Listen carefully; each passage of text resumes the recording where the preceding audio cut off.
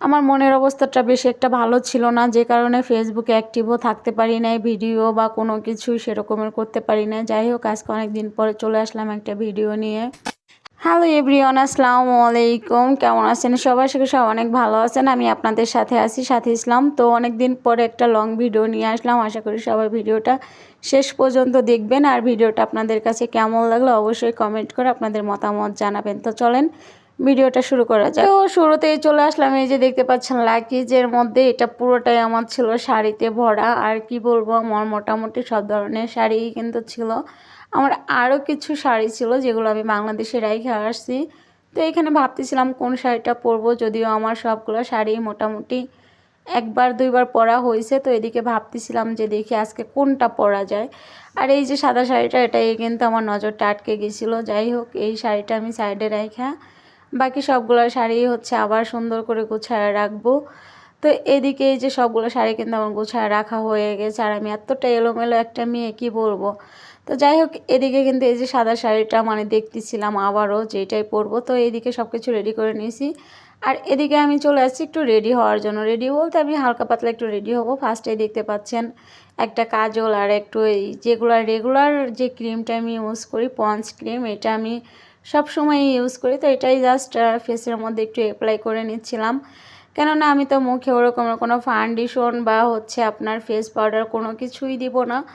Just একটু eye makeup করব। আর এই যে মুখের মধ্যে দেখতেই পাচ্ছেন অ্যাপ্লাই করে নিলাম হচ্ছে পন্স ক্রিমটা। আর এখানে হচ্ছে নিয়ে নিয়েছিলাম একটা আইলাইনার।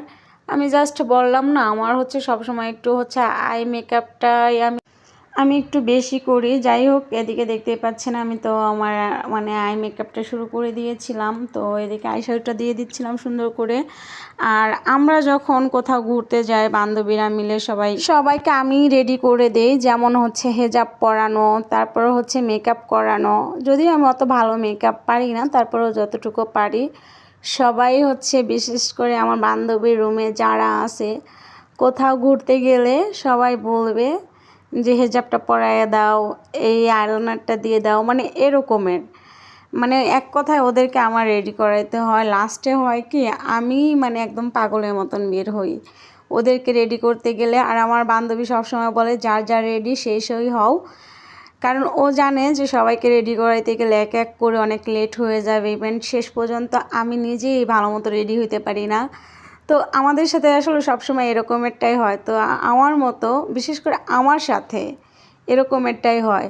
তা আমার মতন কার কার সাথে এরকমের হয় যে কোথাও ঘুরতে গেলে বান্ধবীদের বা সবাইকে রেডি সেডি করায় নিজে লাস্টে হচ্ছে মানে একদম নর্মালভাবে বেরোয় পড়ো। তো এদিকে দেখো, তোমাদের সাথে কথা বলতে বলতে আমার কিন্তু আইলাইনারটাও মোটামুটি দেওয়া হয়ে গেছে।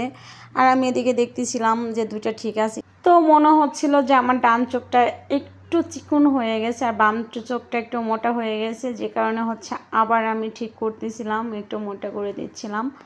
আর এদিকে দেখতে পাচ্ছেন হয়ে গেছে কিন্তু আমার আইলাইনারটা পরা। আর এখন হচ্ছে একটু কাজল পরে নিব।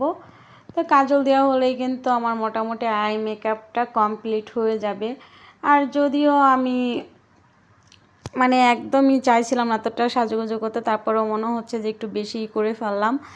এখন এই যে দেখতে পাচ্ছেন লিপস্টিকটা, এই লিপস্টিকটা আমার খুবই পছন্দের একটা কালার।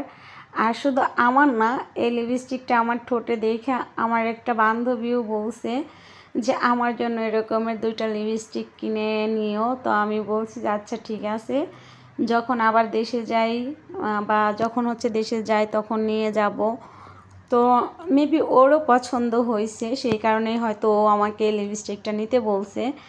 তো যাই হোক, এদিকে দেখতে পাচ্ছেন আমার লিপস্টিকটাও পরা হয়ে গেছে। তো এদিকে আমি একটু ভাব করতেছিলাম, কারণ সাজুগুজু করার পরে আমার মনে হয় প্রত্যেকটা মেয়েরই মন ভালো হয়ে যায় মন খারাপ থাকলে। আর এদিকে আমি রেডি হয়ে চলে আসছি। তো এটাই ছিল আমার ফাইনাল লুক, এটাই ছিল আমার আউটফিট। তো কেমন লাগছে আমাকে এই সাদা শাড়িটাতে অবশ্যই সবাই কমেন্ট করে আপনাদের মতামত জানাবেন। আর আমার নিজের কাছেই খুবই ভালো লাগতেছে, কেননা গিফটের জিনিস সবারই ভালো লাগে। এই শাড়িটা আমার বোনের দেওয়া ছিল, আর এই চুড়িগুলো হচ্ছে আমার হাজব্যান্ড আমাকে গিফট করছিল। তো অনেকেই বলতে পারেন যে হাজব্যান্ড তো কিনে দিতেই পারে, এটা স্বাভাবিক। আসলে না, আমার হাজব্যান্ড মাঝে মাঝেই ওর যেটা ভালো লাগে ও আমার জন্য কিনে রেখে দেয়। ও বলে যে ও যখন আমার কাছে আসবে বা আমি যখন যাব তখন হচ্ছে ও আমাকে দিবে, এরকমের। তো আসলে এই জিনিসগুলো আমার খুবই বেশি ভালো লাগে, কারণ ভালোবাসার মানুষের থেকে ছোট ছোট গিফট পাইতেও কিন্তু অনেক বেশি ভালো লাগে। আর আমি কিন্তু অনেক হ্যাপি হয়ে যাই, কেননা আমি অল্পতেই সবসময় সন্তুষ্ট থাকার চেষ্টা করি। তো সব কিছু মিলিয়ে আলহামদুলিল্লাহ। আর এই তো দেখতে পাচ্ছেন, আসলে ভিডিওটা অনেক লং হয়ে গেছে, তো ভিডিওটা এখানেই শেষ করতেছি। সবাই ভালো থাকবেন, সুস্থ থাকবেন, সুন্দর থাকবেন। দেখা হচ্ছে পরবর্তী ভিডিওতে। আল্লাহ হাফেজ।